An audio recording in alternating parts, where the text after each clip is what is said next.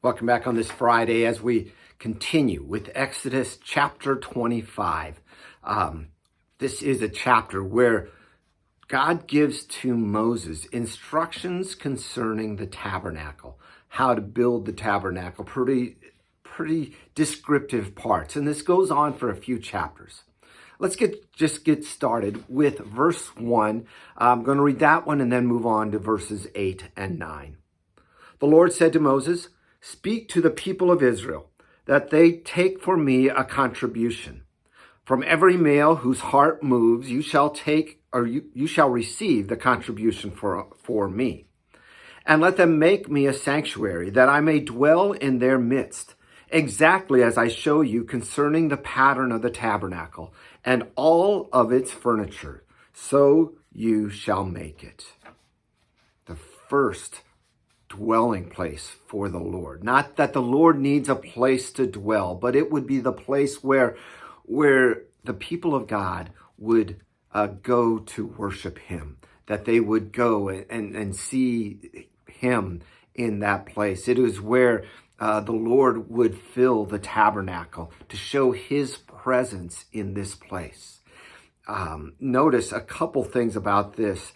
They were to take a contribution for me as they were moved, whose hearts moves. It wasn't a requirement. It was for those who would like that contribution to be made. So in that way, it might be like our building campaigns today, above and beyond were their normal gifts to the Lord. And then he says, I will show the pattern for you to make of this place where I will dwell. And then he goes and explains what it shall be like. We're going to start with verse 10.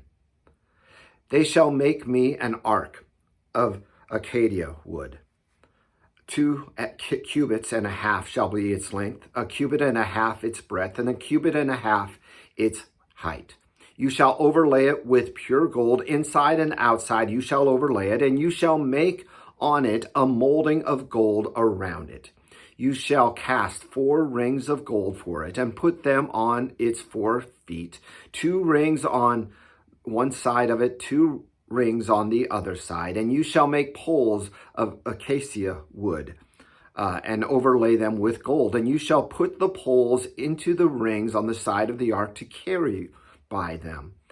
The poles shall remain in the rings of the ark, they shall not be taken out. And you shall put into the ark of the testimony that I shall give you. You shall make a mercy seat of pure gold. 2 cubits and a half shall be its length, a cubit and a half its breadth. You shall make 2 cherubim of gold, of hammered work. You shall make them, one on the 2 ends of the mercy seat, one of the cherub on one end, and 1 cherub on the other end.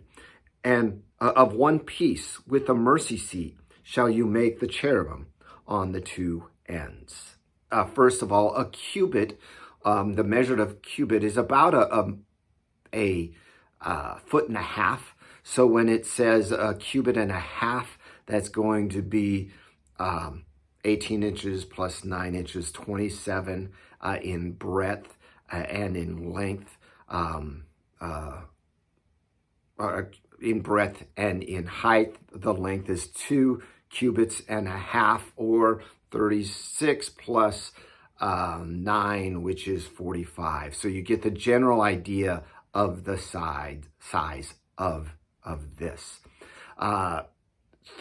Specific mention of it, of how the rings and the poles that were over covered with gold. I have an image that I'm going to put up at this point. This image shows what the perception is of what it looked like. One thing that I see wrong with this image is that the poles are not covered with gold as God commanded, but these poles were to be left in, and that's how they would carry it. They were not to touch the ark of the Lord. The cherubim, the mercy seat, is of pure gold. It gives the dimensions, talks about the cherub, the heavenly messengers, the heavenly beings that are there, and what that should look like. This mercy seat, as we look at it, is a place in the middle. And it was the place where God sat to share his mercy. Notice that it's not a judgment seat. It is a mercy seat. Our God is a God of mercy and judgment, but yet his primary work is that of mercy. Let's continue now with verse 23. You shall make a table of acacia wood. 2 cubits shall be its length, a cubit its breadth, a cubit and a half its height.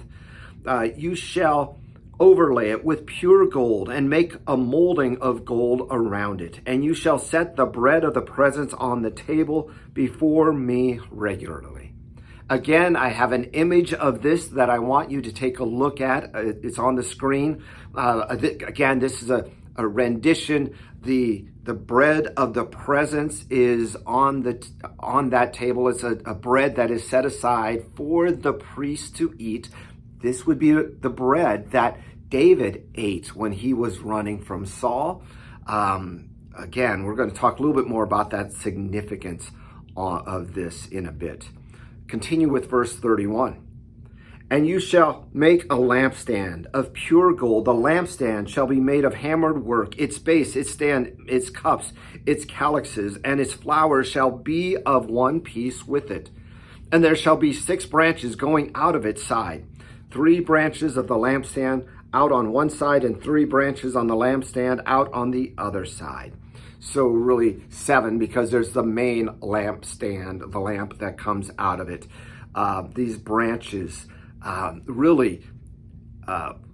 7 lights there show that reminder of the perfection that comes in the number 7. Also, as we look at this, maybe it makes you think of the 7 gifts of the Holy Spirit that the Lord received. The Spirit of the Lord, the Spirit of wisdom and understanding, the Spirit of counsel and might, of knowledge and fear of God. Those were fulfilled in the person of Jesus. And actually, as I wrap this up, all of these, whether it is the Ark of the Covenant, whether it is the table of the presence, the bread of presence, or whether it is the lampstand, all in a way, like the rest of the tabernacle, foreshadow Jesus. They foreshadow Jesus Christ because he is the one from whom we have mercy. He is the one that sits on the mercy seat, and we are not judged because of the work of Jesus Christ.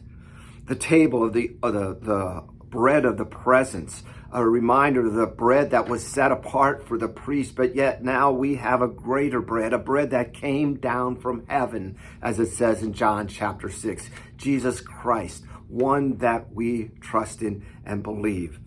And the lampstand with its 7 branches, the 7 spirits of the Lord that were given to the one who would come in Isaiah chapter 11, again pointing forward to Jesus, who is the light of the world.